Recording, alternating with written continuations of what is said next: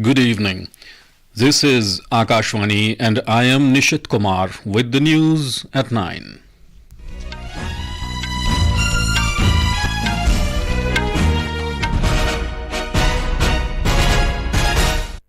The headlines.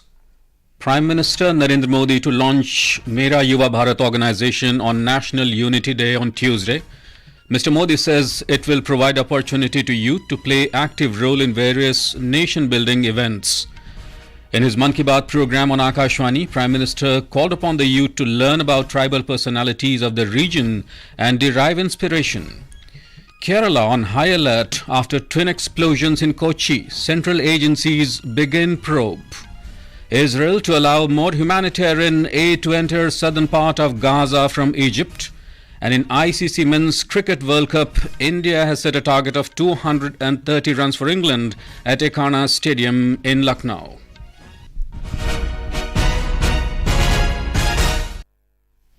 And now the news in detail. Prime Minister Narendra Modi will launch Mera Yuva Bharat on National Unity Day on Tuesday. Addressing the nation in his Mann Ki Baat Programme on Akashvani, Mr. Modi informed that the nationwide organization is for them who have the passion, dreams and resolve to do something for the country.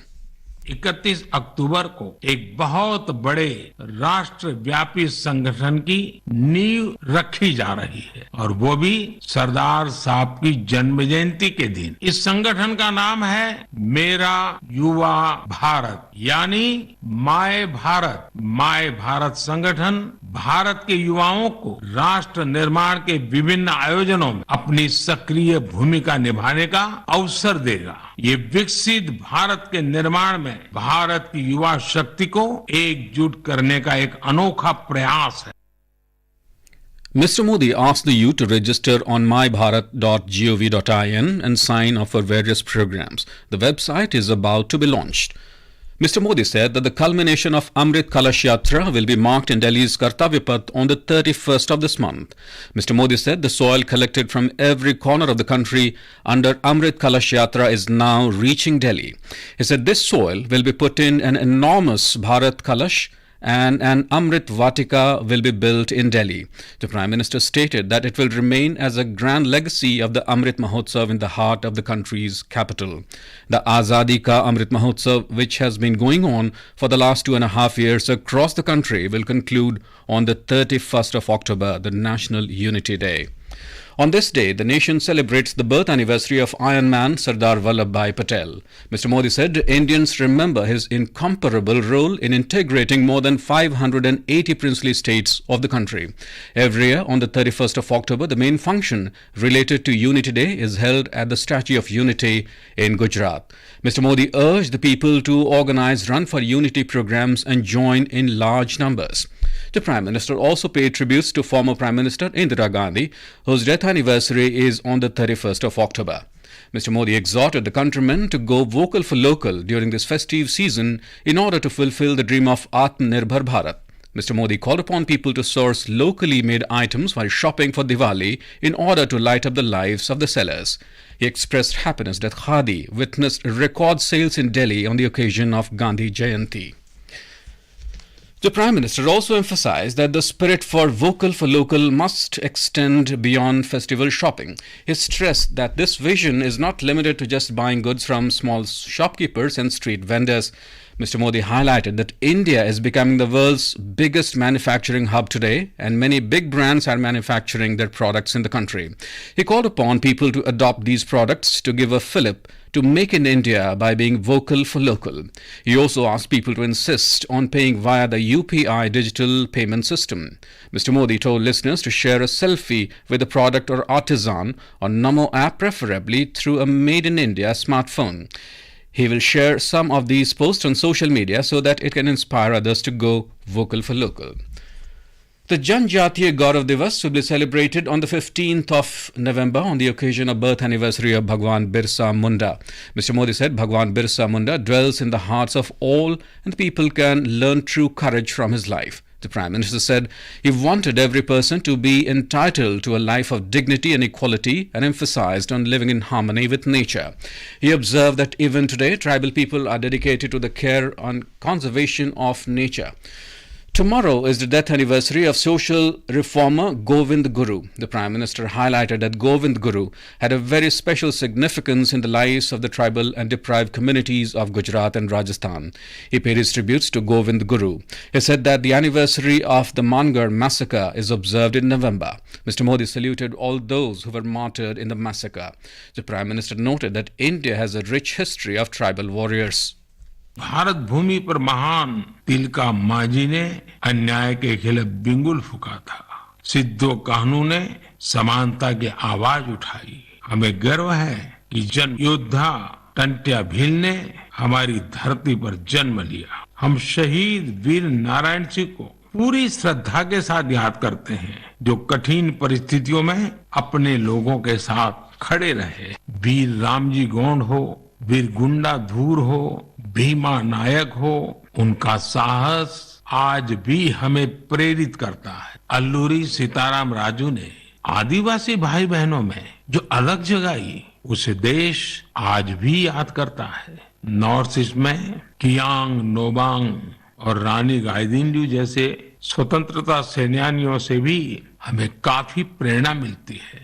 आदिवासी समाज से ही देश को राजमोहिनी देवी और रानी कमलापति जैसी वीरांगनाएं मिली।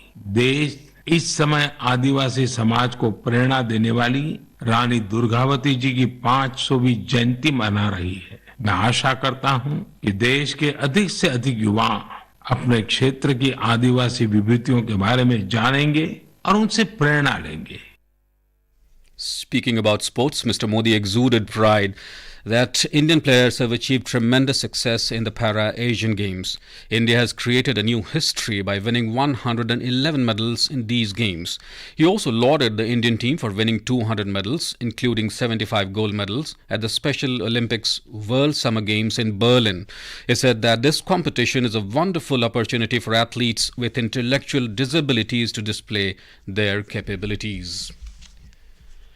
Kerala is in a state of high alert following the serial blasts that took place at a prayer meeting organized by Jehovah's Witnesses at a convention center in Kalamassery in Kochi this morning. The blast sent shockwaves throughout the state.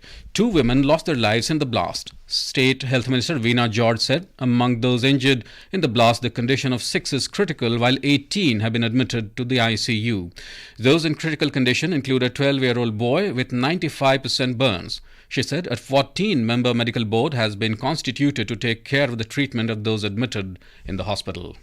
Totally 52 persons were brought to the hospitals, including medical college. Here 37 persons were brought injured. So at present, the IP admission is 30, out of which 18 are in ICU and 6 are critically ill. ADGP Law and Order MR Ajit Kumar told media persons in Kochi that a person, Dominic Martin, who claims himself to be a member of the Jehovah's Witnesses group, today surrendered at the Kodakara police station in Thrissur district, stating that he was behind the blast. The ADGP said his claims are being verified. An NIA team also visited the blast site. Union Home Minister Amit Shah spoke with Kerala Chief Minister Pinarayi Vijayan today and took stock of the situation in the state after the bomb blasts. He also instructed the NIA and the NSG to reach on the spot and start an inquiry into the incident. Meanwhile, Chief Minister Pinarayi Vijayan, who was in New Delhi, has cut short his visit and is on his way back to Kerala. An all-party meeting is slated to be held in Thiruvananthapuram tomorrow in wake of the serial blasts. On Kerala blasts, Union Minister V. Muralidharan said the central agencies have already started probe in the incident. Central agencies have already started the inquiries regarding this incident, and I am sure that they will go to the details of the incident and find out who and what are the reasons for this and who are behind this incident. I would like to appeal to the state government at this point to provide all sorts of medical assistance to those who have got injured in this incident. In the Union Territory of Jammu and Kashmir, terrorists fired upon an injured inspector of J&K police near Eidgah on the outskirts of Srinagar city this evening. The injured inspector was immediately shifted to the nearby hospital for necessary treatment. The preliminary investigation revealed that a pistol was used in this terror crime. In the meantime, the whole area has been cordoned off by the security forces to nab the assailants involved in the crime. Details are awaited. This is Akashvani giving you the news. For quick news updates around the clock, follow us on our Twitter handle at AIR News Alerts. Welcome back. In Chhattisgarh, electioneering is gaining momentum in 20 assembly constituencies going for elections in the first phase on 7th of November. Bharatiya Janata Party President Jagat Prakash Nadda today addressed election meetings in Dongargarh and Pandaria assembly constituencies of the state. He said the BJP developed Chhattisgarh in every field during its 15 years of tenure from the year 2003 to 2018. But the development in the state has come to a standstill during the last 5 years of Congress rule. The benefits of the central schemes have not reached the people, and there have been many corruptions and scams in the state. On the other hand, senior Congress leader Rahul Gandhi, while addressing the election rally in Kabir Dham and Rajnandgaon today, said that the annual amount given to landless labourers will be increased from 7,000 to 10,000 rupees. Besides, the amount of health insurance schemes will increase from 5 lakh to 10 lakh rupees in the event of Congress retaining power in the state. In Madhya Pradesh, tomorrow is the last day to file nominations. The process of filing nominations was closed due to a holiday today. Voting will be held in Madhya Pradesh on the 17th of November, while the results will be announced on the 3rd of December. We have a report.